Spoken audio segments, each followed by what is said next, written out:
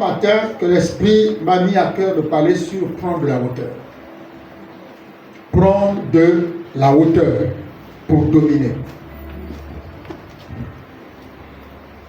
Catastrophe dans le ciel, nous en parlerons prochainement. Aujourd'hui, nous allons parler de prendre de la hauteur pour dominer. Prendre de la hauteur pour dominer. Dis avec moi, je dois prendre de la hauteur. Je dois prendre de la hauteur. Je ne t'entends pas. Je dois prendre de la hauteur. Je dois prendre de la hauteur. Pour dominer. Pour dominer. Alors, ce que vous devez retenir et comprendre ce matin, c'est que ceux qui dominent, ceux qui influencent, ceux qui gouvernent aujourd'hui, ceux qui dirigent aujourd'hui, ont d'abord échoué. Ces personnes ont été confrontées à des obstacles, ont été confrontées à des difficultés, ont été confrontées à des échecs avant de dominer et d'influencer. Ces personnes ont eu des blocages avant d'être positionnées en hauteur afin de pouvoir dominer. Alléluia. Alors, ils ont tout simplement, après avoir vécu toutes ces difficultés de la vie, ont pris la décision de se relever pour aller à un niveau supérieur. Alléluia. Amen. Donc, c'est être placé au-dessus des groupes, au-dessus d'une situation, au-dessus d'une personne. Pas par orgueil, ni par prétention aucune. Non, parce que les principes spirituels et divins nous le permettent. Lorsqu'on quitte un lieu de bas niveau, on accède à un lieu de haut niveau. C'est pourquoi vous voyez, quand vous commencez grand et quand vous chutez, la chute, elle est conséquente. Elle est énorme. Or, quand vous commencez petit, même si pour arriver au haut niveau, ça vous prend du temps, mais il vaut mieux aller petit à petit jusqu'à ce que vous puissiez gravir le sommet de la montagne. Et quand vous avez gravi le sommet de la montagne, bien aimé, il vous serait difficile de retourner. Parce que vous avez fait le parcours normal. Vous avez marché doucement, vous avez peiné, vous vous êtes fatigué, vous vous êtes lassé, vous êtes tombé, vous êtes relevé, vous avez échoué, vous vous êtes relevé, vous avez continué. Et quand vous arrivez au sommet, et du sommet de la montagne, lorsque vous êtes élevé, vous regardez, vous dites, ah oui, là, je reviens de là-bas. Ça n'a pas été facile d'être là où je suis. Mais j'ai tout fait pour y être là. Alléluia. Prenez de la hauteur pour dominer. Alors, Job chapitre 39, verset 27. Job 39, verset 27. On va aller vite parce qu'on a plusieurs petits points, on y va tous ensemble. Job 39, verset 27. Si quelqu'un se retrouve la page rapidement. Job 39.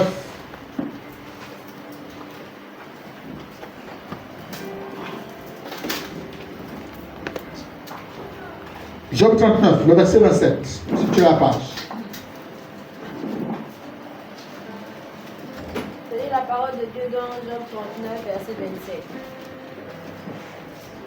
Est-ce par ton ordre que l'aigle s'élève? Est-ce par ton ordre que l'aigle... Job 39, verset 27. Job 39, oui c'est ça. Mais pourquoi chez moi, c'est pas ça? Oui, vas-y, donne. Est-ce par ton ordre que l'aigle s'élève et qu'il place son nid sur les hauteurs? Voilà, ici, dans la Bible, c'est le verset 30. Là, effectivement, parce que moi aussi, j'ai lu ça dans le téléphone, ce verset. Ici, c'est le verset 30. Job 39, 30. On y va. Est-ce par ton ordre que l'aigle s'élève? Est-ce par ton ordre que l'aigle s'élève et qu'il place son nid sur les hauteurs? Et qu'il place son nid sur les hauteurs. Est-ce qu'on peut dire Amen? Amen. On va s'asseoir. Je me parle de l'aigle. Et il dit, il pose une question à Dieu. Est-ce que c'est par ton ordre que l'aigle place son nid, s'élève plus haut et place son nid dans le hauteur? L'aigle déjà est le prototype d'un leadership.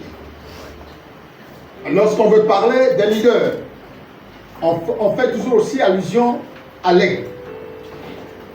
Mais là, l'aigle, la Bible dit, il s'élève dans les hauteurs et il place son nid sur les hauteurs. Pourquoi? Vous savez, quand quelqu'un est habitué à être dans les hauteurs, à prendre de la hauteur, quand quelqu'un est habitué à vivre en hauteur, il est difficile de cohabiter avec ceux qui ont toujours le niveau bas, le langage bas, toujours les mêmes mentalités du monde terrestre. Toi, tu es déjà habitué en hauteur.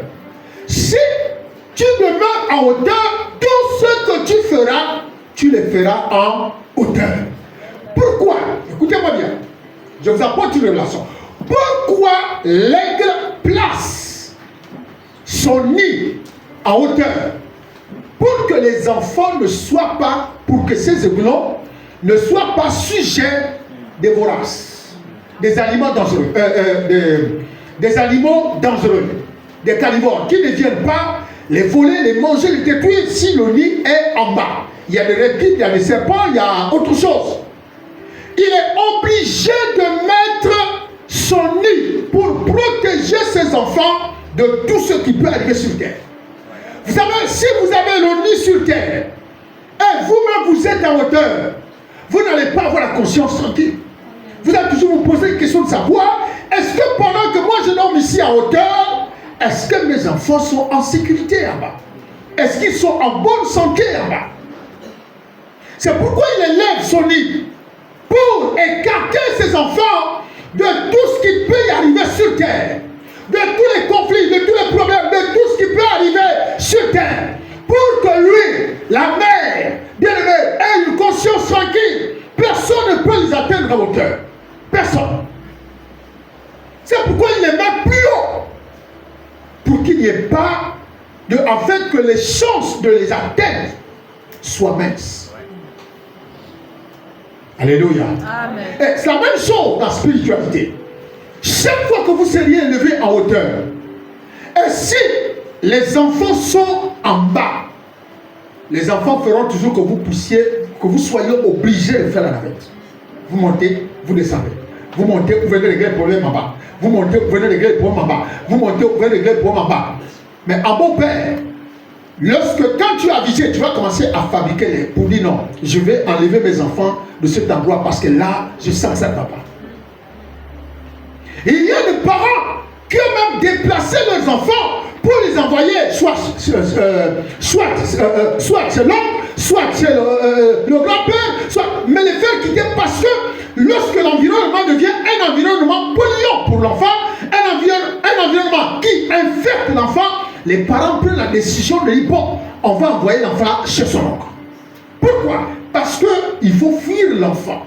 Quand tu sais que ton enfant est à tel endroit, tu n'as pas la conscience tranquille. Même dormir, tu ne dors pas tranquille. Tu te dis, mon Dieu, l'enfant là est où? Qu'est-ce qu'il est en train de faire? Ou qu'est-ce qui est en train de se passer?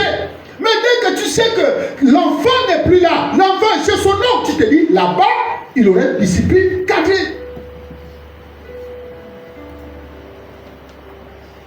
Alléluia. C'est pourquoi l'aigle c'est pas un oiseau comme tous les autres. Lui, quand il quitte la hauteur, c'est qu'il vient pour chasser en bas. Et quand il a chassé, il ne traite pas. Il prend sa poire, il retourne à son niveau. Il y a des gens qui ont l'art de ramener les autres toujours au niveau inférieur. Même quand tu es en hauteur, tu redescends. Parce que les problèmes tu obliges. La compagnie tu obliges, tu es obligé de redescendre. Dans la nouvelle saison, Dieu a besoin d'un peuple qui se tienne et qui prenne de la hauteur. Dieu a besoin que toi, tu prennes de la hauteur. Parce que si tu ne prends pas de la hauteur, tu ne peux pas dominer. Tu ne peux pas influencer. Oh, Dieu veut que les hommes influencent. Nous avons parlé ici de révéler la gloire de Dieu. Mais pour révéler la gloire de Dieu, il faut être en hauteur. Si tu n'es pas en hauteur, tu ne peux pas influencer. Pendant que toi, tu revêts la gloire de Dieu, tu es en train d'influencer.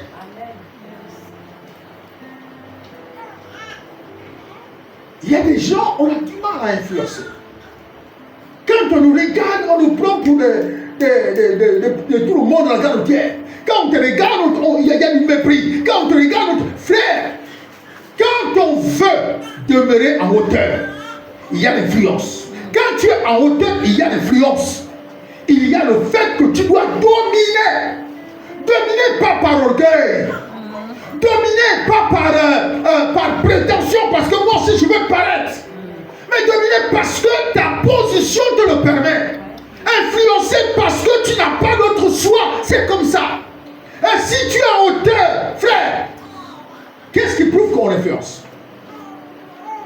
Lorsque tu travailles à la présidence, je ne sais pas, je me dis que c'est comme ça. On te dit, écoute monsieur, ici, tu vas venir en cravate. Cravate et costume. Moi, je suis toujours les histoires du fond là, bidon. Parfois, quand je me sens fatigué, papa Olingi, je porte même les costumes et les cravates. Les femmes, tu es vraiment un homme. Aujourd'hui, je porte, regardez comment je suis tout beau, regardez. Aujourd'hui, je porte les costumes et les cravates. Il y a des milieux, tu es obligé de t'acclimater. Tu es obligé de t'adapter.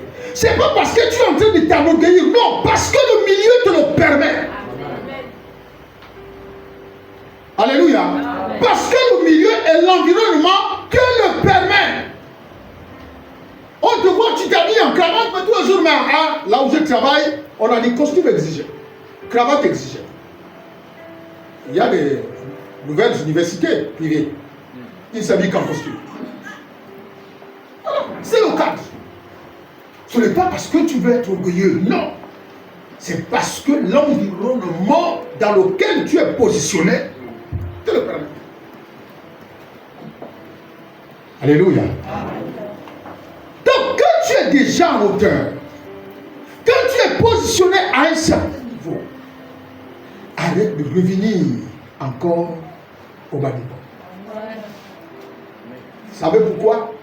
Parce que quand Dieu t'a dit que je vais te mettre là, si toi tu persistes à rester avec les combines du monde à terre, Dieu n'aura pas le temps de t'utiliser comme il faut. Il ne pourra pas. Parce qu'il comprendra que tu ne veux pas, tu veux pas changer. Tu veux toujours rester à ce niveau-là. Mais alors, demeure là. Alléluia. Prendre la hauteur, qu'est-ce que c'est? C'est atteindre un certain niveau de maturité. Atteindre un certain niveau de maturité. Tu sais, quand tu atteins un niveau de maturité, il y a de la sagesse. Quand tu parles, on dit oui, lui là, il n'est plus là. Lui là, quand la personne parle, on sent que la personne est différente. Atteindre un certain niveau de maturité. Alléluia. Vous savez, moi je parle, j'apprécie difficilement, bon, peut-être pas difficilement, j'apprécie bien pour plaire, mais quand il vous parle, vous pouvez reconnaître la sagesse dans la vie de la personne. C'est ce niveau de maturité qui vous positionne en hauteur. Lorsque face à un problème, lorsque face à une situation, tu fais recours à ta capacité à analyser le problème, à trancher le problème, à agir, c'est là où la sagesse vient. C'est là où la sagesse vient. La sagesse ne vient pas parce que j'ai le cheveu blanc. La sagesse ne vient pas parce que je suis le plus âgé. Non. La sagesse vient parce que c'est un don que Dieu donne. Dieu donne à une personne un don. Et s'il y a un différent, un problème dans l'église, il faut que le pasteur cherche ceux qui ont la sagesse. Et dire, bon, toi, allez régler ce problème. Est-ce que vous me comprenez? Et ça, c'est quand on est positionné en hauteur. Lorsque vous avez pris de la hauteur, vous acquérez ou acquérez, on va dire comment? Vous acquérez la sagesse. Voilà. Vous acquérez la sagesse. Parce que quand vous êtes en hauteur, quand il y a mouvement, quand il y a turbulence, vous êtes en hauteur. C'est-à-dire que votre état d'esprit en hauteur vous permet d'apprécier tout ce qui se passe. Amen. Et avoir le temps d'avoir un jugement juste. Alléluia. Amen. Ceux qui vont interpréter pour nous là, soyez prêts parce que les mots que j'utilise là, c'est là où je dis même moi-même il faut là. Donc quand vous allez servir la maman, on fonce. Donc, lorsque Dieu nous a appelés, Dieu ne nous a pas appelés à deux. Quand Dieu t'a appelé là, Dieu ne vous a pas appelé à deux. Quand il va faire le choix sur David, ce n'est pas que les autres étaient de bon rien. Ce n'est pas que les autres étaient les inutiles. Mais le choix de Dieu, bien aimé, se révèle dans sa souveraineté. Les choix de Dieu se révèlent dans sa souveraineté. Ça veut dire que si tu es muet, si Dieu te dit qu'il te prend, il te prend. Mais une autre fois, tu vas voir qu'il va dire que non, il faut que tu sois parfait, il faut que tu sois comme ça. Donc, les choix de Dieu ne sont pas ce que les hommes parfois imaginent. Alléluia. Donc, quand Dieu t'a choisi, il t'a choisi du milieu de ta famille parce que tu as trouvé grâce à ses yeux. Ce n'est pas parce que l'autre est inutile. La preuve en est que Moïse s'est présenté à Dieu et il a dit à Dieu, je suis un homme dont la parole n'est pas facile, donc je ne peux pas aller là où tu m'envoies. Dieu a dit quoi? C'est toi que j'ai choisi. Alléluia. Il a dit, c'est toi que j'ai choisi, c'est toi qui vas repartir à l'Égypte. Moïse n'avait pas la parole facile. Autrement dit, c'est que Dieu lui disait, faire là, il ne pouvait pas le faire. Donc ça veut dire que Dieu peut prendre quelqu'un d'illettré, quelqu'un de rien du tout, pour en faire quelque chose, pour en faire quelque chose. Amen. Alléluia. C'est pourquoi je vous dis que les choix de Dieu se révèlent dans sa souveraineté. Il est souverain et dans sa souveraineté, il fait ce qu'il veut. Et avec qui? Et comment il le veut? Et pourquoi il le fait? C'est ce qui nous différencie de Dieu, sa particularité. Donc, premièrement qu'il faut le connaître, c'est que prendre de la hauteur, c'est atteindre un certain niveau de maturité. Lorsqu'on a atteint un certain niveau de maturité, on ne réagit plus comme avant. Paul disait, quand j'étais enfant, je me conduisais comme un enfant. Je me comportais comme un enfant. Je faisais les choses comme un enfant. Retrouvez-moi ça. Je faisais les choses comme un enfant. Il dit, maintenant que je suis devenu grand. Alléluia. Amen. Il dit quoi? Maintenant que je suis devenu, répétez-le. Bon, comme vous avez dit, vous pensez que c'est moi qui vous donne la parole. Lisez ça. Retrouvez-moi ça. Il dit, maintenant que je suis devenu grand, j'ai fait disparaître ce qui était de l'enfantillage. Lisez-moi ça. Écoutez bien. Lorsque j'étais enfant, je parlais comme un lorsque j'étais immature, je parlais comme un enfant. Je parlais comme un enfant, un immature. Je pensais comme un enfant. Je pensais comme un enfant, un immature. Je raisonnais comme un enfant. Je raisonnais comme un enfant, un immature. Lorsque je suis devenu homme. Lorsque je suis devenu homme. J'ai fait disparaître ce qui était de l'homme. Lorsque je suis devenu homme. Alléluia. Amen. Amen. Bien. Il dit, lorsque je suis devenu homme. Mon fils, mets-toi là. Ouais. Nous les parents, on va dire quoi? Quand on va regarder, mon Dieu, hein, il devient un homme là, déjà, c'est déjà un homme. Non, c'est pas l'homme là dont Dieu parle. Est-ce que quelqu'un me comprend? Non, il devient un grand garçon, tu es devenu un homme là maintenant, c'est comme ça les parents, tu es devenu un homme maintenant. Non, c'est pas de cet homme dont il est question. L'homme dont il est question, c'est celui qui vient d'atteindre le niveau de maturité. L'homme dont il est question, c'est celui qui est positionné en hauteur. Et il dit, comme je suis positionné, je suis devenu mature, je suis devenu homme. Donc ça veut dire que dans la maturité, tu habites de la hauteur. Tu n'es plus comme un enfant. Tu ne fais plus les choses comme un enfant. Tu ne te conduis plus comme un enfant. Tu es devenu mature. Et je suis devenu homme, j'ai fait disparaître tout ce qui était de quoi? de l'enfant. Alléluia. Amen. Or, c'est quoi la différence entre cet homme dont parle la Bible et cet enfant dont parle la Bible? Qu'est-ce que la Bible dit? La folie est attachée au cœur de l'enfant.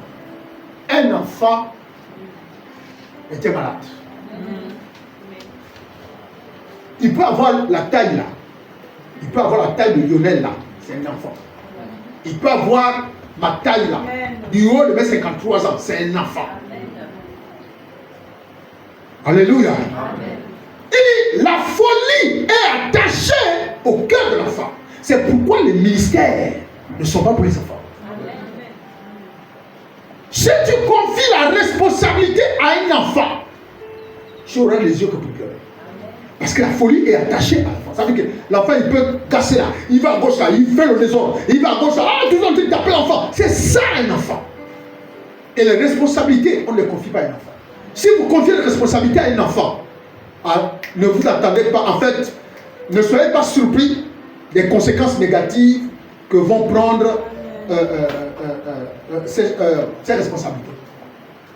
Parce qu'il va se comporter comme un enfant. La folie est attachée à l'enfant. Mais l'homme, c'est celui-là dont il parle. Il dit, j'étais enfant, je me conduisais comme ça, je faisais comme ça, je vivais comme je voulais, je faisais ce que je voulais. Maintenant, j'ai fait disparaître ça. À quel moment a-t-il fait disparaître tout ce qui était de la folie? C'est lorsqu'il a été au contact de Jésus. Quand il a rencontré Jésus. Quand la parole de Dieu a agi dans son cœur, il a fait disparaître ce qui était de la fatigue. C'est-à-dire qu'il a quitté le statut d'enfant, statut inférieur, pour atteindre le niveau de maturité, prendre de l'enfant. Ça veut dire que quand vous voyez la personne, mais c'est comment on ne te voit plus, il tape là. Non, il n'est plus dans l'étape là. Il a plus de la hauteur. Non, mais toi tu es bien orgueilleux depuis que machin, il est maintenant bizarre. Non, c'est pas que bizarre, c'est l'environnement dans lequel il est. Alléluia. C'est l'environnement dans lequel il est. Il a pris de la hauteur. Je me comportais comme un enfant. Je faisais comme un enfant. Et c'est ça l'enfant. L'enfant, c'est si tu tapes là, il boude un peu. L'enfant, c'est si tu grondes dans l'église là, il boude. Il vient plus à l'église. S'il chantait, il chante plus. C'est ça l'enfant. La folie est attachée. J'ai fait disparaître. Maintenant, je suis devenu homme. Je suis devenu grand. J'ai gravi un palier supérieur de ma vie. Alors je ne peux plus me retrouver encore dans des mêmes choses. Je ne peux plus. Alléluia. Je ne peux plus. Donc, bien aimé, c'est ce que vous devez comprendre. Atteindre un niveau de maturité.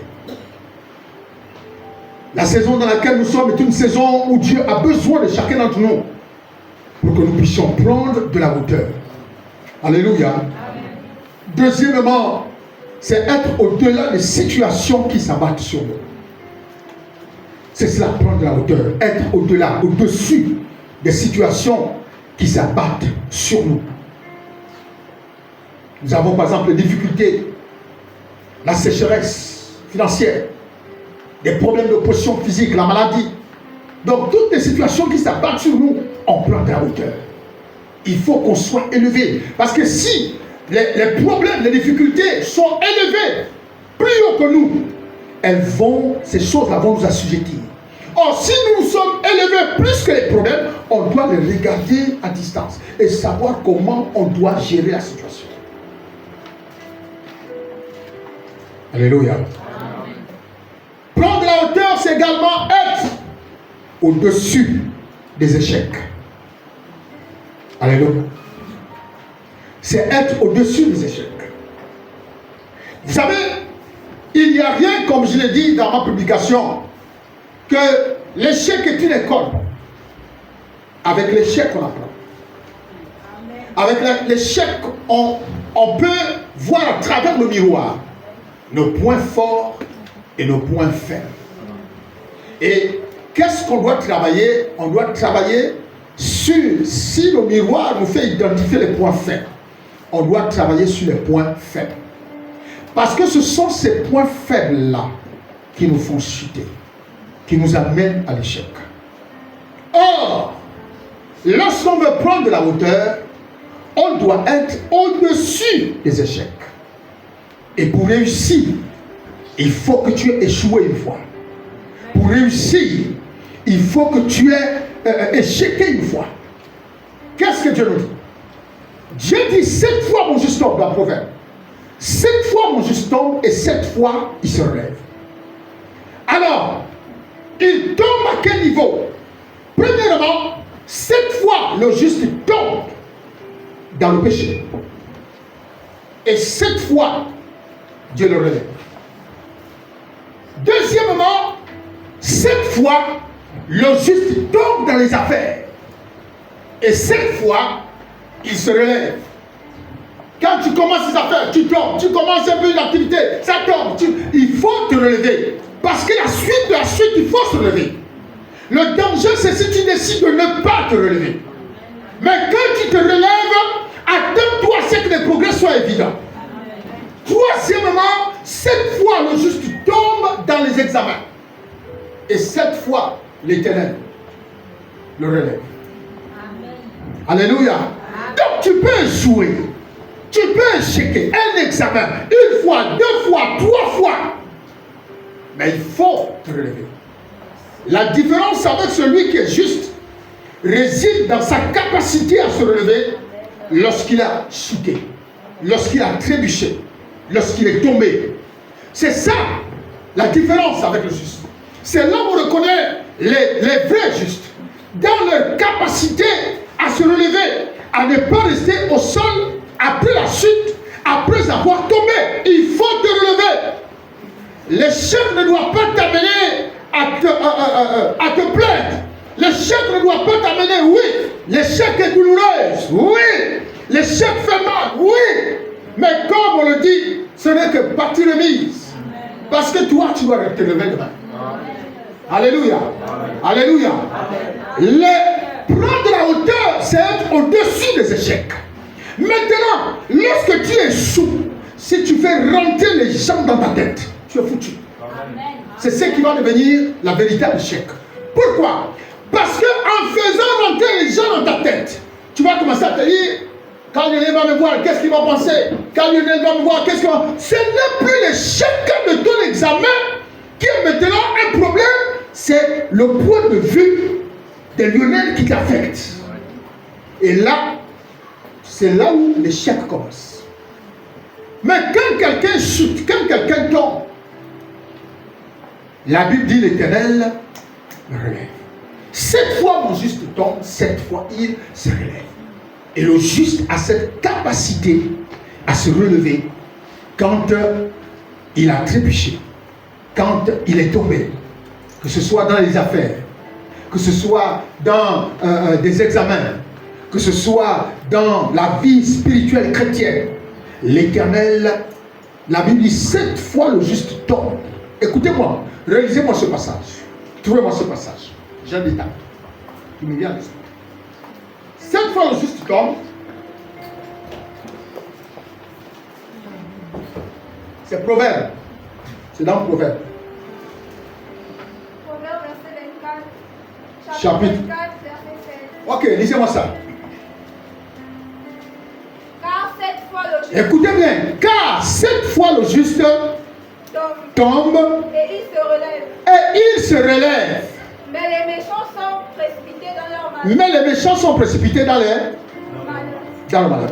Il dit 7 fois le juste tombe et 7 fois il, répétez-le, il se relève. Un juste qui décide de ne pas se relever de sa chute. Très bien. Trouvez vous-même la suite. Ouais. Amen. Parce que la Bible dit, quand tu es tombé, tu dois te relever. Alléluia. Amen. Et je crois que là, je pensais que le verset disait 7 fois l'Éternel. Non, il y a un autre passage où il dit 7 fois l'Éternel l'en délivre. Il y a un autre passage ici. Hein? Voilà. C'est écrit comment? Voilà. Regardez la différence des deux. Lisez-moi ça. Je veux que vous puissiez comprendre les choses claires et ne pas les confondre. Le malheur atteint souvent le juste. C'est ça. Lisez-moi ça. C'est quoi? Proverbe, psaume. Lisez-moi ça rapidement. Psaume chapitre 34, verset 19. Très bien. Le malheur atteint souvent le Le malheur atteint souvent le juste. mais l'Éternel en délivre toujours. Mais l'Éternel en délivre toujours. Répète avec moi. Le malheur atteint souvent le juste. Mais l'Éternel l'en délivre. Recommence à lire. Relis ce passage. Le malheur atteint souvent le juste. Le malheur atteint souvent.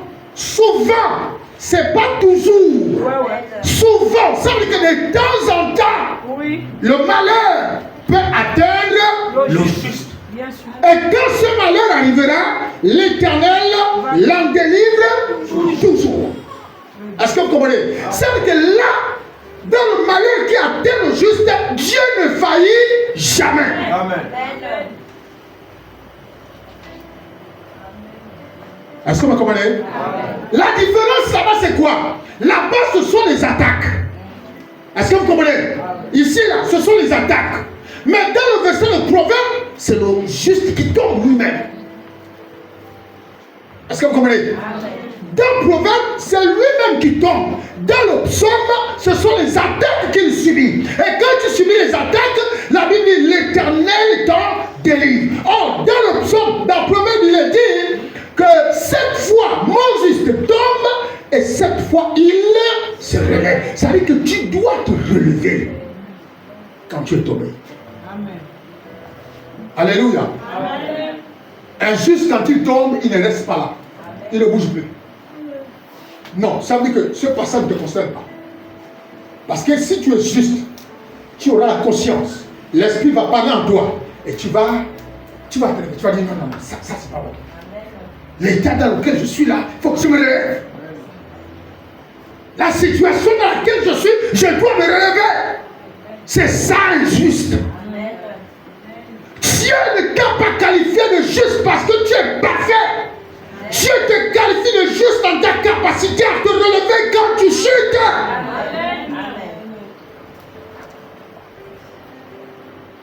Quand tu tombes, tu te relèves. Il dit c'est mon juste. Et c'est pourquoi vous voyez, il a pris David. Il a pris David. Il a dit que David était un homme selon son cœur. David était un homme selon son cœur. Comme un roi qui commettait des impairs peut-il affecter positivement Dieu? C'était dans ces... Pourquoi quand vous lisez les psaumes, c'était dans la capacité de David à se relever quand il a péché, à demander pardon, à s'humilier. Dieu a dit ça, c'est l'homme selon mon cœur. Mais toi-même, quand tu chutes, tu ne reconnais pas que tu chutes. Dès qu'on vous dit non, là tu es tombé, comme maman m'a dit, là tu es tombé, non, là je ne suis pas tombé. Mais quand tu es tombé, ça se ressort.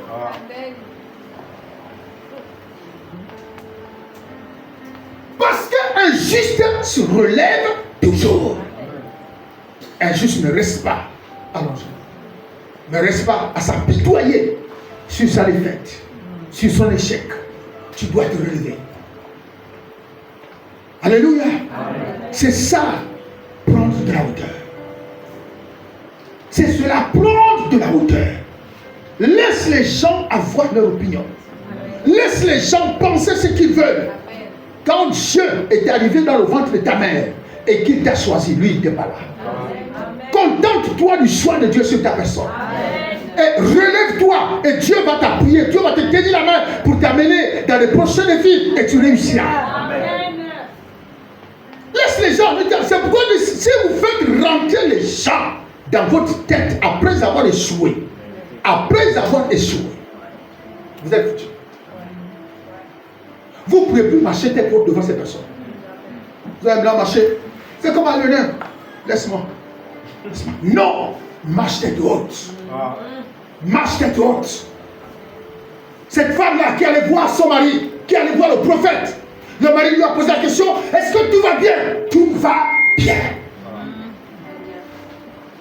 Tout va bien. C'est cela, la capacité que ceux qui sont positionnés en hauteur, qui ont pris de la hauteur, ont de dominer tous les échecs qui peuvent arriver. J'ai échoué, oui, bon, ça va. J'ai raté, oui, bon, ça va. Non, mais on pensait qu'on devait te voir. Non. Je suis au-dessus de ça. Amen. On pensait qu'on devait te voir abattu, attristé, en train de faire le deuil. Non. J'ai pris de la hauteur. Amen. Et quand vous prenez de la hauteur, bien aimé, toutes ces choses-là, vous les voyez comme... Amen. Mais si tu ne prends pas la hauteur, que ce soit ces choses-là qui prennent la hauteur à ta place, là, ils vont te submerger. Ces choses vont te submerger. Ces choses vont te noyer. Et là, c'est là où vous voyez les gens faire le deuil. J'ai échoué, je ne viens plus à l'église. J'ai échoué, je ne viens plus à l'église. On t'a dit que c'est Dieu qui étudie à la place des gens. Alléluia. Je ne viens plus à l'église. C'est Dieu qui étudie à la place des gens. C'est pourquoi l'échec te permet de voir là où il y a eu des bons et des mauvais. On appelle ça comment? Tu prends, vous savez, comment je peux utiliser cette expression? Prendre de la hauteur, c'est aussi prendre du recul face à certaines situations, à certains problèmes. Je prends un exemple très simple. Hein?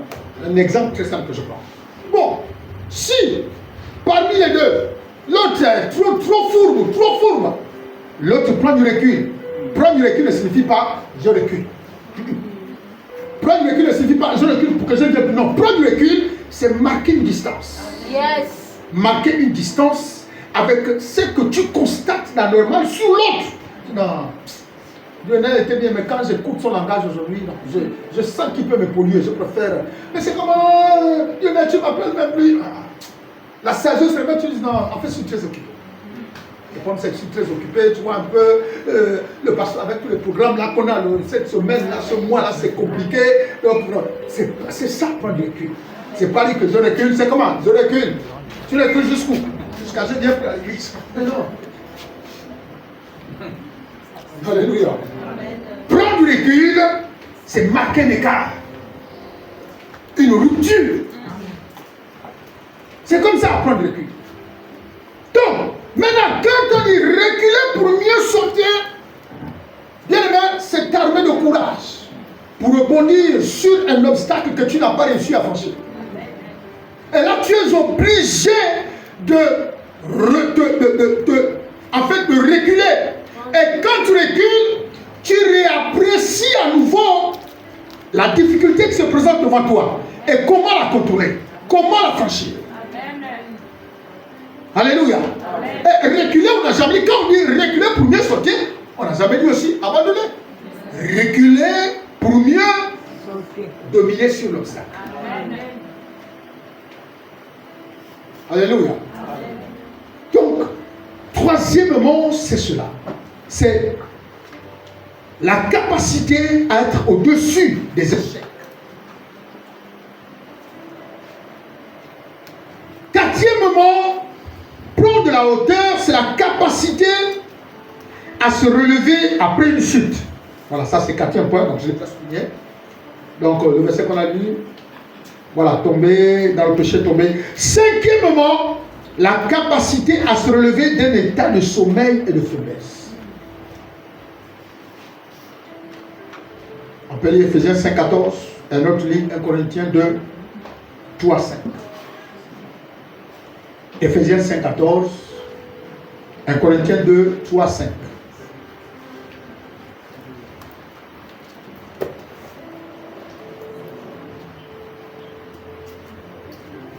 Lecture, j'attends. Ephésiens 5,14. Quelqu'un d'autre se prépare pour 1 Corinthiens 2, 3 à 5. Ephésiens 5,14. C'est pour cela qu'il est dit. C'est pour cela qu'il est dit. Réveille-toi. Réveille-toi. Toi qui dors. Toi qui dors. Relève-toi d'entre les morts. Relève-toi d'entre les morts. Et Christ t'éclairera. Et Christ t'éclairera. Verset suivant.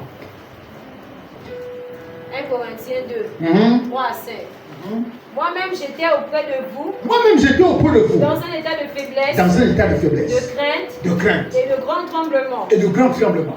Et ma parole. Et ma parole. Et ma prédication. Et ma prédication. Ne reposait pas sur les discours persuasifs. Ne reposait pas sur les discours persuasifs, la sagesse humaine. Mais sur les démonstrations d'esprit. Mais sur les démonstrations d'esprit. Et de puissance. Et de puissance. Afin que votre foi fût fondée. Afin que votre foi fût fondée. Non sur la sagesse des hommes. Non sur la sagesse des hommes. Mais sur la puissance de Dieu. Mais sur la puissance de Dieu.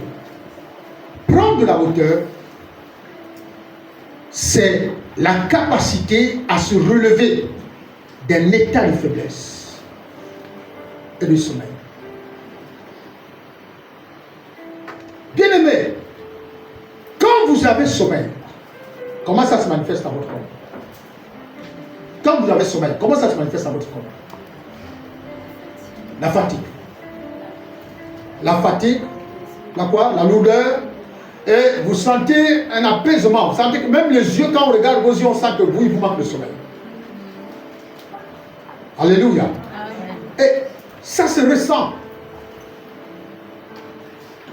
Et quand quelqu'un est faible, également, physiquement, on sent que c'est comme si c'est comme tu as l'air fatigué, c'est quoi? Ça peut se ressentir. Mais sur le plan spirituel, il ne faut pas toujours se voiler la face. Il ne faut pas toujours se mentir à soi-même. Sur le plan spirituel, si tu es faible, il faut reconnaître que là je suis faible. Amen. Très bien. Sur le plan spirituel, si tu es en train de dormir, il faut reconnaître que tu es en train de dormir. Oui. Maintenant, je vais vous expliquer les deux facteurs.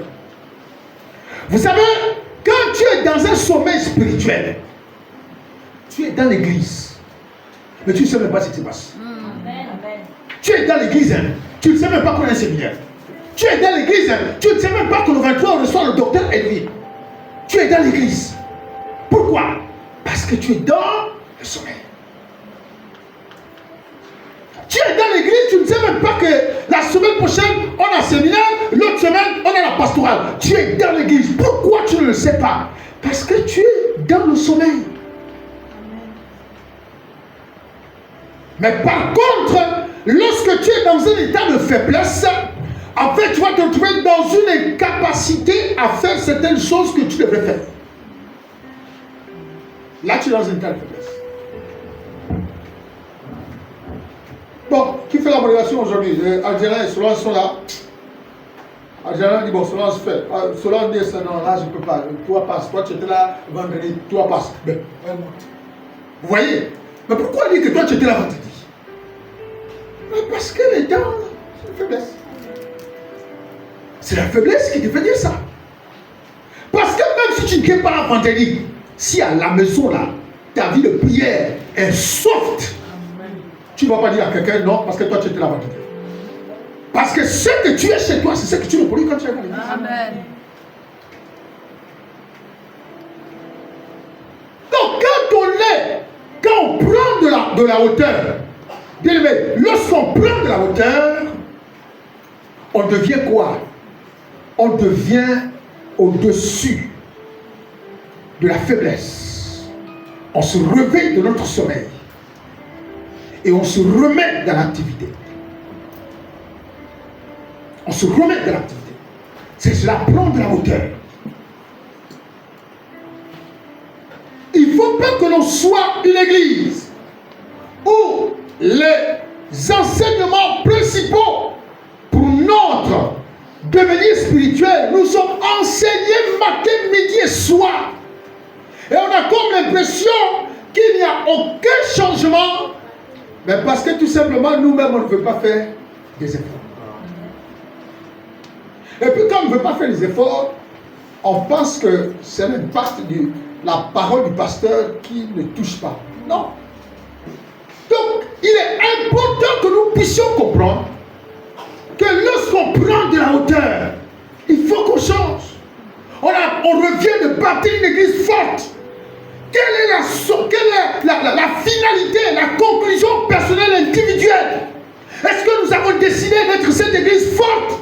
Ou bien nous avons seulement écouté un bon message, une bonne prophétie, un bon message. Maintenant, quel est le résultat de ta vie? Es-tu devenu fort ou tu es toujours faible? Très bien. Alléluia. chaque parole, il faut prendre une décision. À chaque message, il faut prendre une décision. C'est à ce niveau que tu vois toi-même tes progrès. C'est à ce niveau. Alléluia. Nous sortons un programme, bâtir une église forte et remplie de puissance. Position aujourd'hui. Je crois 3 semaines après. Position. Tu es toujours fort, tu es fort ou tu es toujours faible. Après nous sommes sortis là, on a parlé de quoi là récemment? Hein? Notre dernier programme là, c'était sur quoi? Hein? Seigneur, fais-nous vivre ta gloire. Fais-nous vivre ta gloire. Quel est le résultat après? Est-ce qu'il y a une amélioration? Est-ce que tu observes des changements dans ta vie? Fais-nous vivre ta gloire. Pour vivre la gloire de Dieu, il faut qu'on soit transformé. Est-ce que après ce séminaire, il y a eu un début de transformation dans ma vie? Pour vivre la gloire de Dieu, il faut rouler la pierre qui est positionnée devant votre porte et qui peut vous empêcher de vivre la gloire de Dieu. Est-ce que cette porte que tu as identifiée toi-même, tu l'as roulée? Il y a des enseignements, il y a des prédications qui sont un renforcement de capacité pour certains responsables et pour une qualité de brebis, une découverte. Une découverte. Donc, ça veut dire que pour les responsables, il y a des choses, on ne veut même pas insister 10 fois. On ne doit pas insister 10 fois. Parce que votre niveau de maturité, votre niveau d'appréciation, votre niveau d'engagement n'est pas le même avec les membres de l'Assemblée. Donc, toi, on ne doit pas insister 10 fois pour le même problème. On insiste 10 fois pour la même situation pour un responsable. 10 fois pour le même problème pour une brebis. C'est que ça va pas.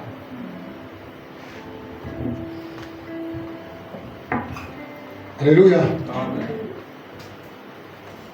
Sixièmement, prendre de la hauteur, c'est la capacité à développer une attitude qui te conduit en altitude. La capacité à développer une attitude qui te conduit en altitude. Je voudrais quelqu'un pour lire Nombre 13-33. La capacité à développer une attitude qui te conduit en altitude. Nombre 13-33.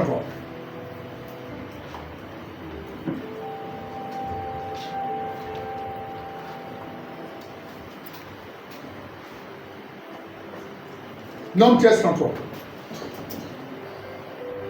Nombre 13, verset 33. Et nous y avons vu les géants. Il dit, et nous y avons, c'est le rapport que les collaborateurs de Moïse font à Moïse. Il dit, et nous y avons vu les géants. Enfants d'Anak. Enfants d'Anak. De la race des géants. De la race des géants. Nous étions à nos yeux. Nous étions à leurs yeux. Hein? Nous étions à nos yeux. Nous étions à nos yeux. Et au leur. Et au leur. Comme des sauterelles. Comme des sauterelles. Dis avec moi, je ne suis pas une sauterelle. Je ne suis pas une sauterelle. Dis avec moi, je refuse de me considérer et de me voir comme une sauterelle. Amen. Prendre de la hauteur, c'est développer une attitude qui te conduit en attitude. Ça veut dire que ce que toi tu te considères, soit ça va te lever, soit ça va te rabaisser. Comment ces gars-là peuvent aller dire à Moïse, nous étions à leurs yeux comme des sauterelles. Ça veut dire qu'ils voulaient dire à Moïse que si on force ça, ils vont tous nous écraser. Et qui a réagi? Est-ce que quelqu'un a réagi? Il est un peu plus bas. Hein? Voilà. Parce qu'il y a une place où il y a l'autre qui dit, je crois que c'est Caleb qui dit non, nous pouvons les vaincre. C'est ça l'attitude. Retrouvez-moi ça. C'est ça, peut-être tu vas un peu au suivant. C'est ça l'attitude qui te permet d'aller en altitude. Avoir une attitude positive. Une attitude positive. Si Dieu te dit que tu es grand, vois-toi grand. Même devant quelqu'un qui a des diplômes, vois-toi grand en fonction du statut que Dieu ça. C'est pourquoi normalement certaines personnes, vous avez été dans la même classe. Frère, dans la même classe. Toi, tu es quoi? Tu es pasteur. Lui, peut-être, il est directeur d'entreprise. Mais toi, tu te vois petit devant lui. Tu es là maintenant. Oh non, comment ça va? Non, ça va. Oh, tu vas. Comment? Non, non. Ah, je te dis. Tu es pasteur, oui. Oh, mais comment tu as fait pour être pasteur? Tu sais, c'est le destin. C'est Dieu, hein, c'est Dieu qui appelle. Tu sais, non, ben moi je suis. Ça veut dire que lui te parle avec une posture. Non, moi je suis PDG d'école. Et tu dis, bon, tu vois, moi je suis pasteur. Normalement, tu vois là. Bon. Mais non, frère. Très bien. L'attitude que tu développes va te faire monter ou va te faire descendre. Amen. Et lorsque tu as pris de la hauteur, tu es obligé d'avoir cette attitude-là. Si tu marches comme... Si Dieu a dit que je fais de toi un grand, tu marches comme un grand. Tu marches comme un grand. C'est pourquoi vous voyez, dès que le gouvernement prend un membre de ta famille, même si, comme ils ont dit, même s'ils avaient l'habitude d'aller se retrouver quelque part dans les réunions de parents d'élèves, dans un bistrot, aller prendre un pot, bien aimé, dès que le gouvernement vient piocher dans ta famille, bien aimé, vous ne le verrez plus jamais dans un bistrot pour dire qu'on va se retrouver prendre un pot. Impossible. Parce que son statut ne lui permet plus. Alléluia. Amen. Regardez. À quel moment David va sortir son CV d'exploit? À quel moment? Lorsqu'il est oué par Samuel, David ne fait même pas mention de tous ses exploits. Samuel le roi. Roi. Écoutez-moi. Samuel le roi. Qu'est-ce qui se passe après? Il est envoyé vers le roi, vers ses frères pour déposer à manger. Et il entend quelqu'un qui insulte l'armée de son Dieu, le Dieu de ses pères. Il entend ce gars-là qui l'insulte. Alléluia. Alléluia. Amen. Frère, à partir du CV de David, David qui avait l'habitude de battre les ours, des lions qui viennent s'attaquer au bétail de son père, devant Goliath, il ne se voyait pas un enfant. Il se voyait grand.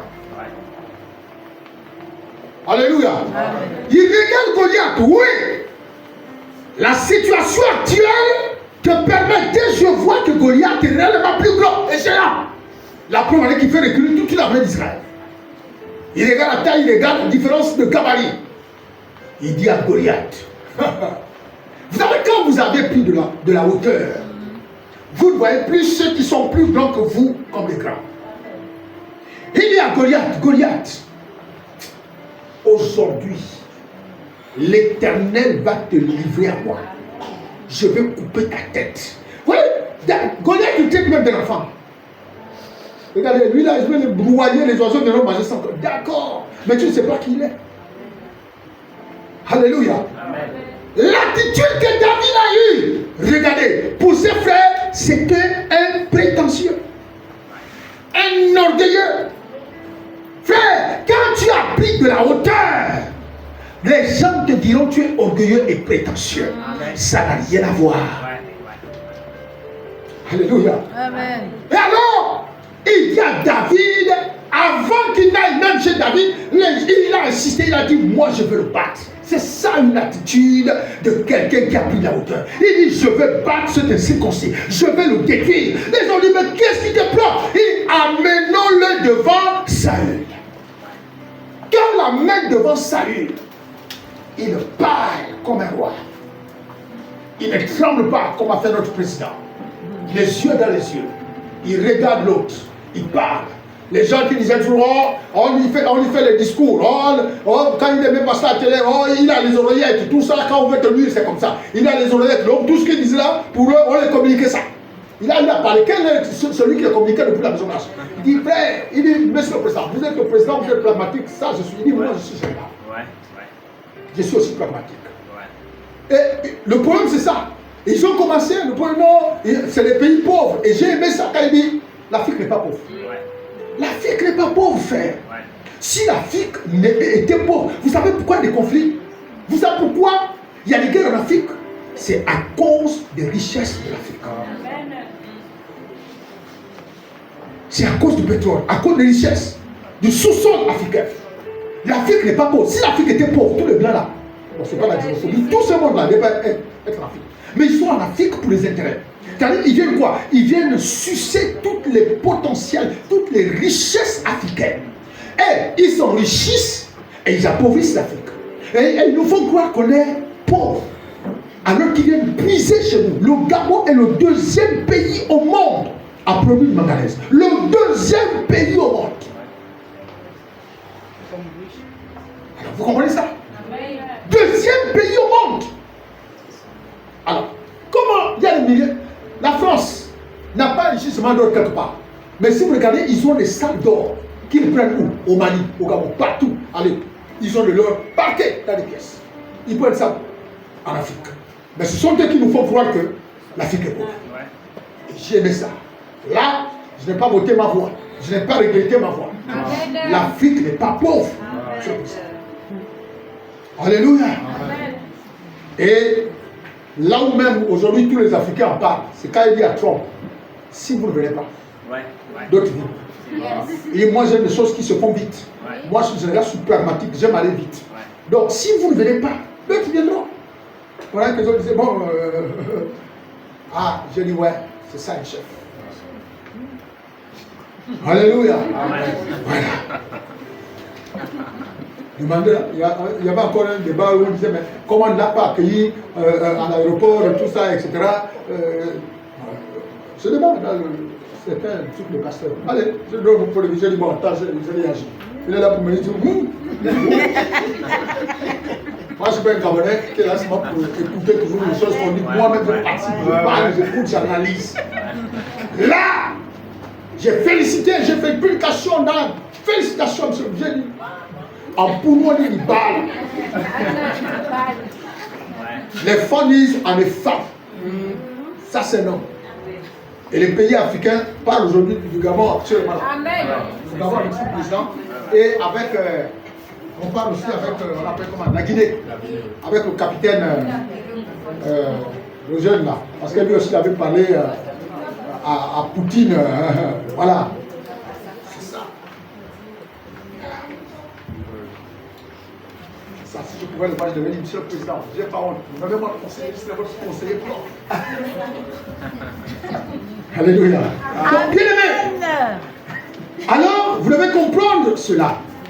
L'attitude que vous développez peut vous ridiculiser. Si vous tremblez parce que vous êtes devant un grand, non, on ne vous demande pas de manquer d'esprit à un grand. On vous demande d'avoir de la déférence, c'est-à-dire du respect envers celui qui est grand. Mais ne te dis pas maintenant que tu es petit, que tu es comme une sauterelle. Non, frère, non. Non. Mais là, on la pose. Là, on a fait quoi? Là, il peut te détruire. Ton attitude peut t'élever. Et l'attitude qu'il faut pour être positionné en hauteur, c'est une attitude qui te permet d'être en altitude. C'est quoi de l'attitude? C'est prendre du niveau, prendre de l'envol, être, en fait, se lever. C'est ça l'attitude. Et il y a des attitudes qui n'élèvent jamais les gens. C'est-à-dire qu'ils parlent simplement terre à terre, toujours avoir le même langage. Il s'est converti il y a 15 ans, 20 ans. Il dit, c'est moi, je me suis converti, je suis plus vieux que toi. Il a toujours le même langage, il a toujours les mêmes choses, il a toujours le même comportement, il a toujours les mêmes choses. Oui. Ton attitude, tu dois développer une attitude qui te propulse en altitude. C'est le 6e point. C'est cela, prendre de la hauteur. 7e point, c'est la capacité à être prendre de la hauteur, c'est la capacité à être constant dans la vision et la direction que l'Éternel nous donne. Être constant dans la vision et la direction que l'Éternel nous donne. Regardez. Si, comme je dis souvent à vous tous, je dis bon, toi, charge-toi de faire les annonces tous les jours. Tu te charges de faire les annonces tous les jours. Il va le faire un jour. Il va le faire 2 jours. Il va le faire 3 jours. 4e jour. C'est fini. Il est fatigué. Il commence à lire à l'autre. Non, moi je fais l'autre jour. Ça fait 3 fois que moi je fais. Toi aussi va faire. Frère, on t'a demandé de faire quoi? Fais-le. Fais-le. Fais-le. La capacité à être constant dans la vision, à demeurer constant dans la vision et la direction que l'Éternel trace devant nous. C'est pourquoi on a l'impression de ne pas tellement accélérer ou on a du mal à réellement révéler la gloire de Dieu. Pourquoi? Parce qu'on a du mal à être constant dans une activité, dans une chose, dans ce que Dieu nous demande de faire. On a du mal. Or, quand tu prends de la hauteur, si c'est toi qui le fais, tu as le plaisir de le faire. Que ce soit matin, midi et soir. Tu as le plaisir de le faire. Tu le fais sans pour autant te comparer à qui que ce soit. Mais tu as le plaisir de le faire parce que tu sers l'Éternel. Tu le fais avec amour. Tu le fais avec joie. Et tu demeures. Et c'est là où on voit les progrès. Les progrès. On voit ton évolution. Mais il ne faut pas que ce soit une évolution éphémère. C'est-à-dire, on te voit, tu montes le matin, à midi, tu commences à descendre. Lorsqu'on regarde 15 heures, tu es au bas niveau, 18 heures. Tu n'existes pas plus. Alléluia. Amen. Frère, il faut être constant. Demeurer, comme on dit, au haut niveau n'est pas toujours facile. C'est ce qu'on dit. C'est ce qu'on dit aux joueurs. Ouais, les Gabonais. Un Gabonais, quand il va jouer en France, les premiers moments là, il est bon, bien, il joue, on voit bien. Après, allez, il commence à rentrer. Là, il est propulsé en hauteur. Il commence à revenir encore en bas. Les grooves, aller boire à gauche, à droite, les femmes, tout ça à gauche. Après, vous allez voir qu'au bout d'un temps, on n'entend même plus parler. Mais les gens qui sont habitués à demeurer au niveau, à être constant, comme nous avons par exemple le joueur, le meilleur joueur que le Gabon ait connu, par exemple le Gabéa. Il a 36 ans, mais il continue de marquer. C'est-à-dire que c'est quelqu'un qui est habitué avec le haut niveau. Il est habitué avec le haut niveau. Quand il est allé en Arabie Saoudite, c'est pour la fête agent. Et là, il y a la Coupe d'Afrique qui doit arriver, donc il faut qu'il revienne en Europe. Donc il est en train de résigner son contrat. Il doit revenir en Europe.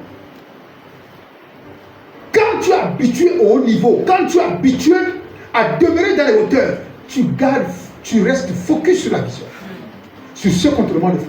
Tu restes là et tu demeures constant. C'est cela, prendre la hauteur. Demeurer constant. Constant dans la vision et la direction que l'Éternel met devant. Comme Afrique qui disait non, quand le revenant encore les pose un petit toute fraîche là. Le boss, je suis la machine. J'ai fait les modérations. Je suis la machine. J'ai regardé 1 mois, 2 mois, 3 mois, 4 mois, 1 an. J'ai dit la machine est rouillée. J'ai dit ma fille, ta machine est rouillée.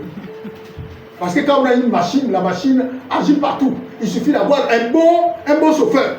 Ou bien un bon conducteur. Allez, on voit la machine. Mais toi, j'ai dit, ta machine, elle est rouillée. Il faut qu'on mette l'anti-rouille pour déverrouiller toutes les vis qui sont complètement rouillées. Alléluia. Amen. Voilà. Parce que comment justifier que tu faisais quelque chose hier et aujourd'hui, tu n'arrives plus à le faire? Il y a problème. Donc, la capacité à être constant. Quand on est constant, on reste constant. Si je suis un prédicateur, je dois rester constant. Amen. Vous savez, la particularité avec la prédication, c'est ça. Plus vous prêchez, plus Dieu vous révèle les choses. Mais quand vous êtes assis, vous vous souvenez quand j'ai fait pratiquement 2 mois, je ne prêchais plus. Lorsque j'ai repris à prêcher, je sentais les efforts même sur ma gauche. Je sentais les efforts. Donc il faut être constant. Plus tu prêches, plus tu as la révélation. Plus tu prêches, plus le Seigneur t'explique, plus le Saint-Esprit te révèle des choses. Parce que être constant, c'est quoi? C'est demeurer également dans la méditation. Parce que tu ne peux pas être un prédicateur. Tu prêches tous les jours, c'est vrai que toi tu ne lis ta Bible que au jour où tu sais que tu dois prêcher. Oui. Alors, tu auras quelle révélation? Commence à lire, à méditer ta parole. Si vous regardez mon téléphone, dès que le Saint-Esprit me met un thème, je mets déjà, quand vous regardez, je mets des pages. Donc, thème à préparer. Dès que j'ai le thème, quand je vous dis catastrophe dans le ciel, c'est quand j'étais ici que j'ai reçu ça. Alors, j'ai marqué ça. Quand je vous ai dit, quand je prêchais, je vous ai dit, bientôt séminaire, Seigneur, je vais marier. Quand je reçois quelque chose, je marque déjà. C'est comme ça que je fais. Mon téléphone n'est pas là seulement pour allo, ou bien pour WhatsApp, ou bien pour TikTok. Pour faire non. Mon téléphone, c'est aussi un bloc-notes. Alléluia. Donc, le bloc-notes, dès que tu as une parcelle, pour ne pas l'oublier, tu commences à noter sur le téléphone. Au moins, dès que tu as noté, tu vas commencer à avoir des révélations. Alléluia. Amen. Voilà. Ne soyons pas paresseux. Que prêcher seulement, on lit la Bible, amen, seulement quand on sait que bon, demain je vais prêcher, et le matin, tu fais quoi? Je prépare le message. Mais quel message? Tu avais toute la semaine, tu étais. Il y a des messages qu'on prépare au moins une semaine. Comme je vous l'ai dit, je voulais prêcher sur autre chose, mais le matin que le Seigneur me dit, non, prêche sur ça. Alléluia. Amen. Donc, bien aimé, il faut être constant. Prendre de la hauteur, c'est également la capacité à développer un leadership entrepreneur. La capacité à développer un leadership entrepreneur. Bon, sur ce point, peut-être que nous allons avoir autre point pendant la pastorale. Vous savez, quand vous êtes un leader, c'est vrai que la particularité d'un leader, c'est quelqu'un qui dirige les gens. On va prendre un exemple. Quelqu'un qui dirige les gens, qui écoute. Mais aussi l'une des particularités d'un leader, c'est quelqu'un qui est suivi. Qui est suivi.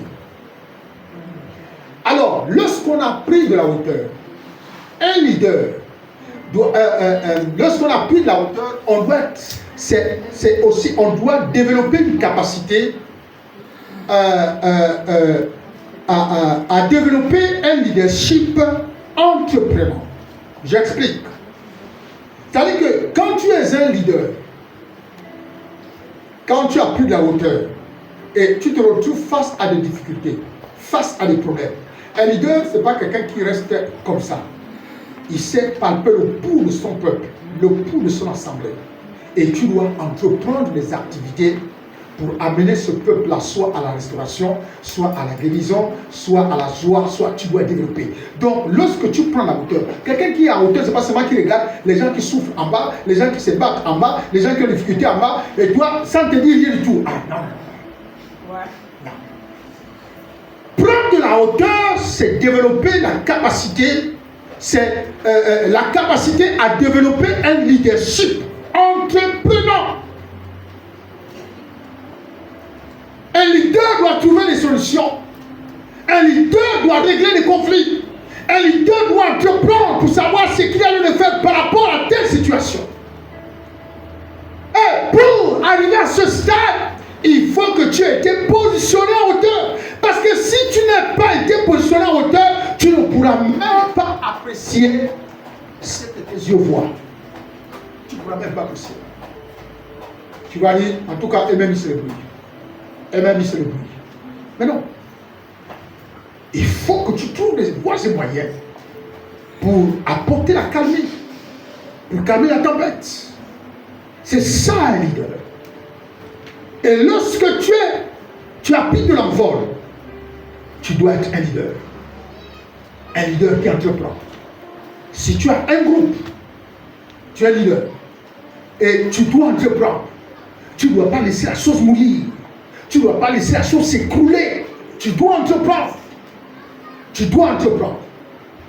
Le problème est que le peuple doit revenir à la nature de brebis. Parce que tant que le peuple ne sera pas revenu à la nature de brebis, le peuple aura du mal à suivre. brebis suit qui? Le berger. Si celui qui est assis n'a plus le statut de brebis, vous allez tout faire, il va poursuivre. Nous avons une jeune femme, venez.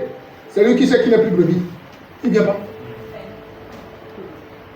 Il ne vient pas. On l'a Bible dit, la brebis écoute la voix de son berger. Qui est ton berger au niveau des femmes? C'est celui-là c'est ce berger-là qui te convoque. Si tu es brebis, pas sa brebis, si tu es brebis du Seigneur, tu entends la voix du berger, tu dois faire quoi? Tu dois répondre.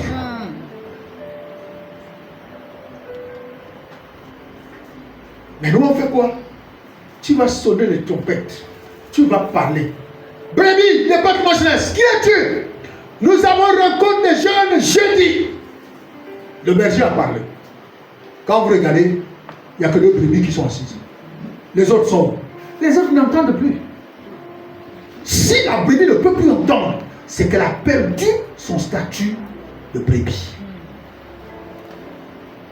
Si la brebis ne peut plus te suivre, c'est qu'elle a perdu son statut de brebis. Hein? Responsable du jeune. Vous voyez la différence entre la révélation et quand le pasteur vous parle? C'est différent. Le pasteur vous reproche souvent. Mais quand le pasteur parle sous l'effet de l'onction, c'est deux choses différentes. Là, la brebis, quand vous convoquez quelqu'un qui ne vient pas, il a perdu le statut de brebis. Cette personne devient bouc. Et la Bible parle de bouc et de brebis. Alléluia. Parce que la Bible dit, quand le berger vient, il appelle chacune des brebis par son nom. Et chaque brebis répond à l'appel de son nom. Le berger, même le berger, quand vous regardez, je vais souvent au rail là, je ne sais pas si le couple Bétitier et la diacone Justine voient. La brebis, ça dit que le berger, vous le voyez, avec de grosses vaches là, au bord du rail. Ils sont nombreux. Mais le gars, ils sont peut-être deux. Ils arrivent à maîtriser le troupeau. Et le troupeau suit. Allez, on dirige là-bas, le troupeau suit. Il y a beaucoup de vaches. Et pas de maigrisson de vaches, de grosses vaches. Donc, ils sont peut-être deux, le tape là-bas. Allez, tout ça. Les brebis suivent, les brebis. C'est ça la caractéristique d'une brebis. C'est la capacité à suivre le berger. Mais les brebis qui ne suivent plus ont perdu le statut de brebis. Je répète, une brebis qui ne répond plus à l'appel a perdu son statut de brebis. Amen. Alléluia. Amen. Parce que la brebis, elle quoi? Elle ne peut pas vivre sans le berger. La brebis, sa vie dépend du berger. Si le brebis s'éloigne de la brebis devient exposée. Quand le berger arrive, le berger convoque son troupeau. Réunion de femmes samedi. Toutes celles qui se considèrent brebis du Seigneur doivent répondre à la voix du berger.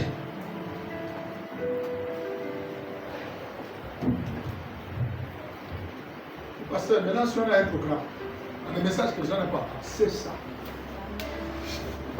Donc vous allez dire, moi je ne suis pas prophète. Moi je vous dis comment vous devez être, comment vous devez vivre votre vie chrétienne.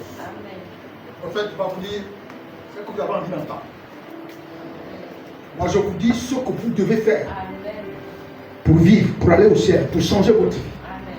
Une brebis du Seigneur qui est convoquée pour une rencontre et qui ne vient pas a perdu son statut de brebis. Maintenant, le travail que je peux vous demander de faire, c'est d'aller me chercher les caractéristiques d'une brebis et d'un bouc dans la Bible. Là, allez lire ça, vous allez voir la différence. Le bouc, lui, s'en fout. Le bouc, c'est un casse-tête. C'est la même chose qu'on apprend tous les jours. Ça, c'est le bouc. On va partir, on va lui dire c'est la même chose, c'est la même chose. Ah, moi, je ne suis pas là pour les mêmes choses. Oui, frère! C'est les mêmes choses là qui envoient les enfants à l'école.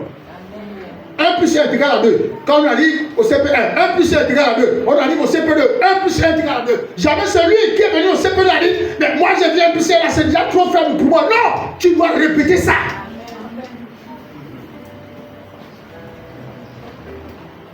Alléluia. Ton ya est trop faible. Alléluia. Voilà. La capacité à développer un leadership entrepreneur. Amen. Et le leader, c'est ça. Il y a des gens qui ne savent même pas reconnaître les efforts du leader. Il y a des gens qui ne savent pas reconnaître les efforts du leader. Quand vous voyez un leader qui fait ça, tel programme, telle situation, mon Dieu, vous voyez que c'est fatigant, c'est épuisant, mais vous ne savez pas les efforts que le leader fait. Pourquoi il le fait? Pour votre bien. Pour que les gens sortent d'une situation. Mais comme les gens n'ont pas envie de sortir d'une situation, mais ils ne viennent pas au programme. Ils ne viennent pas. J'ai dit quoi là? Seigneur, moi si je veux me marier, n'est-ce pas? Bien. Vous savez les premières personnes qui se sentent trop interpellées par ça? Ceux qui ne sont pas mariés. Celui qui est marié va déjà se dire, moi je suis déjà marié. C'est ça. Tout de suite, il y a moi je suis déjà marié, ça vous concerne vous les célibataires. Vous qui n'êtes pas encore mariés là, vous là, il faut partir. Lui, il connaît déjà tout. Donc lui, ça ne le concerne pas. Alléluia. Mais c'est ça l'erreur. Parce que même dans ce que tu crois avoir connu, tu peux découvrir une révélation. Alléluia. Voilà. Donc prendre la hauteur, c'est développer la capacité, comment je dis, prendre la hauteur, c'est avoir la capacité de développer un esprit, un leadership entreprenant. Il y a des gens qui se sacrifient, des responsables qui se sacrifient. C'est le leadership qui se sacrifie parce que même ce monde des modèles, ils font ce que. En fait, ils payent le prix, ils se donnent. Mais quand vous voyez l'investissement que les responsables font, c'est comme ça, n'intéresse personne. Et ça, c'est ce qui fait mal. C'est comme ça, n'intéresse personne. Tous les gens, venez ici. Nous avons un compte. Les hommes, venez, on a réunion. Venez, quand tu arrives, tu trouves. C'est pas ça. Mon Dieu. La brebis entend la voix de son berger. Lorsque vous allez dans n'importe quelle église, vous demandez qui est votre responsable de femme. Quel est le nom que vous allez citer? C'est le nom que vous allez citer. Pourquoi vous citez ce nom? Parce que vous savez que c'est elle votre responsable. Qui est responsable des jeunes? C'est tel nom. Pourquoi vous citez son nom? C'est parce que vous savez que c'est elle votre responsable. Donc ça veut dire que c'est elle ce berger des jeunes. Et quand le berger convoque une réunion, alors les brebis doivent répondre à l'appel. Tout simplement. L'avant-dernier point.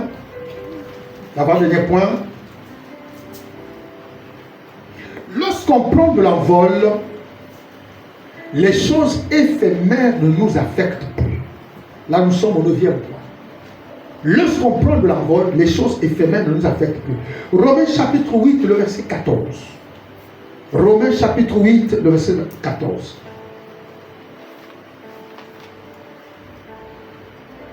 Ah non. C'est Philippiens chapitre 3, verset 8.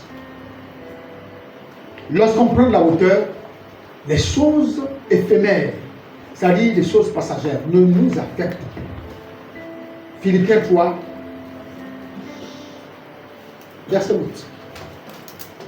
Philippiens 3, 8. Et même je regarde toutes choses. Il dit, et même je regarde toutes choses comme une perte. À cause de l'excellence de la connaissance. À cause de l'excellence de la connaissance. De Jésus-Christ mon Seigneur. De Jésus-Christ mon Seigneur. Pour lequel j'ai renoncé à tout. Et je les regarde comme de la boue. Afin de gagner Christ. Regardez, en 2 minutes, je vous explique un peu ce passage. Il dit, je regarde ces choses-là comme de la boue à cause de, j'ai envie de dire, des yeux que le Seigneur m'a ouverts et d'un esprit de bonne volonté que le Seigneur a mis dans mon cœur pour me permettre de comprendre sa parole. Donc, la connaissance que j'ai acquise dans la parole de Dieu me permet de me positionner en hauteur et de regarder ces choses-là comme de la boue. Alléluia. Donc, quelqu'un qu'on gronde et qui abandonne le sacerdoce, quelqu'un qu'on gronde et qui abandonne le service, qu'on reproche et qui abandonne le service, n'a pas encore fait de ces choses-là des choses éphémères. Ne regarde pas ça comme de la boue. La personne n'a pas encore pris de la hauteur. C'est celui qui prend la hauteur qui regarde ça comme de la boue. c'est celui qui prend la hauteur à cause de la connaissance de la parole qu'il a acquise, qu'il a appris. C'est-à-dire que la parole s'est tellement dressée à lui, tel un miroir. Et j'ai dit, mais mon Dieu, à quoi ça me sert de la manière dont je me conduis? À quoi ça me sert ce comportement? Il dit, je le fais afin de gagner Christ. Afin de gagner quoi? Afin de gagner Christ. Voilà, afin de gagner Christ. Alléluia. Voilà. Autrement dit, pour qu'il demeure constant dans sa foi, qu'il reste là-dedans. Je ne veux pas me faire décourager par les petites choses. Je ne veux pas me faire abandonner par les petites choses. Je ne veux pas me faire, je ne veux pas affecter ma foi pour des petites choses. Lorsqu'on prend de la hauteur, les choses éphémères ne nous affectent plus. Amen. On les régale comme de la boue. Ouais. On les régale comme de la boue. Amen. Tu n'es pas. Attends, moi je n'apprécie pas ça. Je n'aime pas ça. Je n'aime pas ça. Écoute, moi je n'aime pas ça. Je prends l'exemple très simple. Si Adana pleure, elle est déjà affectée. Quand elle rentre là, allez ne répond plus à quelqu'un. L'autre là-bas l'appelle, allez ne répond plus, allez en colère. La seule chose qu'il a envie de faire, c'est d'être dans sa maison sur son canapé, partir dans sa chambre, aller pleurer. Pourquoi? Parce que les reproches ou les réprimandes l'ont affecté. Mais on ne peut pas perdre la foi, on ne peut pas perdre notre statut, ce que nous sommes, à cause des choses de la terre. À cause des choses de la terre, on va perdre ce que nous sommes, notre statut. Parce qu'on nous aurait reproché, parce qu'on nous aurait dit quelque chose, on s'emporte, on s'énerve, on ne chante plus. Tu vas seulement constater qu'elle est en colère, c'est si elle ne monte pas pour chanter, si c'est son tour. Hein. Si elle ne monte pas pour chanter, ça va. Elle n'est pas montée pour chanter, c'est sûr qu'elle élimine en place. Alléluia. Amen. Donc, bien aimés, ne soyons pas ces personnes qui se laissent affecter par des choses éphémères. Enfin, dixième point, prendre de la hauteur, c'est se laisser diriger, guider par le Saint-Esprit. Romains 8, 14. Prendre de la hauteur, c'est se laisser diriger, guider par le Saint-Esprit. Vous voyez, lorsque le Seigneur est sorti des eaux du Jourdain lors de son baptême, la Bible dit l'Esprit de Dieu l'a conduit dans le désert. Il est important, souvent, pour quelqu'un qui a pris de la hauteur, de se laisser diriger et guider par l'Esprit. Avant toute décision, quand tu as pris de la hauteur, tu dois être sûr que la décision que tu dois prendre vient du Saint-Esprit. C'est ça, se laisser conduire et diriger par l'Esprit. C'est cela, prendre de la hauteur. Quelqu'un qui n'a pas pris de la hauteur va, ça dire que le mode de décision se laissera emporter. Il prendra ces clics-là, qui fera ce qu'il veut. Mais quelqu'un qui est conduit et dirigé par l'Esprit se laissera toujours diriger. C'est pourquoi de telles personnes, c'est les personnes que Dieu donne d'une capacité extraordinaire du niveau de maturité. C'est-à-dire que pendant que tu vois la situation, les problèmes, les difficultés qui s'abattent devant toi, c'est là où vient le Saint-Esprit pour illuminer ton esprit, pour te permettre de réaliser, de comprendre et de savoir comment tu dois faire pour gérer une telle situation. Donc, prendre de la hauteur, c'est être dirigé, être guidé par le Saint-Esprit. Romains chapitre 8, verset 14. Qui peut? Romains 8, 14. Car tous ceux qui sont conduits par l'Esprit de Dieu, Car tous ceux qui sont conduits par l'Esprit de Dieu sont fils de Dieu. sont fils de Dieu. Vous voyez la particularité? Tous ceux qui sont conduits par l'Esprit de Dieu sont fils de Dieu. Alléluia. Vous voyez? Ça veut dire que dans toute décision, dans tout ce qu'on peut faire, dans tout ce qu'on peut entreprendre, le Saint-Esprit doit pouvoir nous conduire. Parce que le Saint-Esprit ne conduit pas les païens. Le Saint-Esprit ne conduit pas les gomistes. Le Saint-Esprit conduit les fils de Dieu. Et tous ceux qui sont fils de Dieu doivent accepter de se laisser guider et conduire par le Saint-Esprit. Amen. Vous savez, il y a par exemple des gens qui quittent l'église. Tu quittes l'église. Est-ce que le Saint-Esprit t'a voulu quitter l'église? Ouais. Les gens quittent les églises par suivisme. Les gens quittent les églises parce que là-bas. Mais est-ce que le Seigneur t'a demandé de partir? Est-ce qu'il t'a demandé de quitter l'église? Alléluia. Est-ce qu'il t'a demandé de quitter l'église? Là, ceux qui sont conduits par l'Esprit de Dieu sont fils de Dieu. C'est-à-dire que si tu es fils de Dieu, il faut que l'Esprit te conduise. Alléluia. Dans tes décisions, dans tes choix, dans la façon de faire. Maintenant, si tu fais les mauvais choix, si tu prends de mauvaises décisions, il y aura des retombées forcément. Amen. Les retombées ne signifient pas que Dieu n'est plus là. Les retombées ne signifient pas que Dieu nous a abandonnés.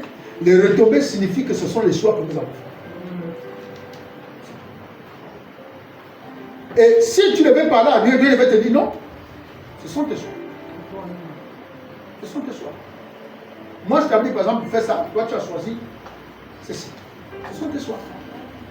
Ce n'est pas que Dieu s'est retiré. Ce n'est pas que Dieu s'est éloigné. Non.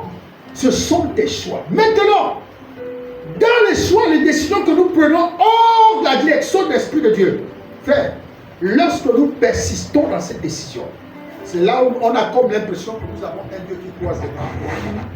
Et qui le dit? Ouais. Qui le dit? Tant que tu n'auras pas compris qu'il faut que tu retournes vers Dieu pour dire, Seigneur, j'ai pris la mauvaise décision. Seigneur, j'ai fait le mauvais choix. Et qui t'illumine, et qui t'éclaire, qui te dit, ok, voilà maintenant ce que tu vas faire. Alléluia. Alléluia. Nous avons conclu. Alors, prendre de la hauteur nous permet, bien aimé, d'influencer, de dominer. Nous ne pouvons pas influencer et dominer si nous n'arrivons pas à prendre de la hauteur. Nous ne pouvons pas avoir plus d'impact si nous n'arrivons pas à demeurer dans les dimensions et les niveaux dans lesquels Dieu nous a positionnés. Ce qu'il faut comprendre, c'est que pour dominer, il faut être positionné. C'est alors que si on est positionné, on prend de la hauteur, c'est en ce moment qu'on peut jouir de notre héritage. Mais si on ne prend pas de la hauteur, lorsqu'on verra des échecs, lorsqu'on verra les problèmes qui s'abattent dans nos vies, ça va susciter le découragement, une faiblesse. On va se poser mille et une questions, de savoir pourquoi. Pourtant je fais ceci, pourtant je fais cela. Parfois c'est juste une petite chose qui nous manque, juste une petite chose. Une petite chose que nous devons appliquer pour qu'on rentre dans ce que Dieu a dit. Terminons avec ce passage, Ésaïe 58, verset 14. Ésaïe 58, verset 14. Ésaïe 58, verset 14.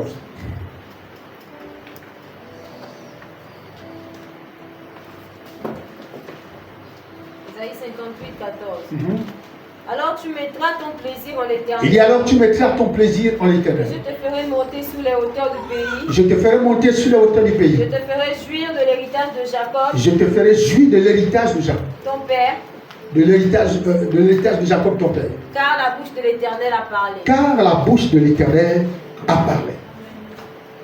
Lorsque tu prends de la hauteur, Dieu te fait jouir des grâces, des bénédictions qui sont attachées à ton père. L'héritage de ton père. Dieu te fait jouir de ça. Bien aimé, mais si, vous voyez, si vous vous désolidarisez de votre père, vous ne pouvez pas jouir cet héritage-là. Vous ne pouvez pas jouir cet héritage. Regardez, lorsque le fils prodigue avait pris la décision de partir, de quitter la maison de son père, son père avait un héritage. Même si lui-même il était conscient que cet héritage-là était pour mon frère et moi. Mais il a pris quoi? Il a pris la décision de partir de la maison paternelle. Ça veut dire qu'il est sorti de l'héritage. Il est sorti de la couverture paternelle.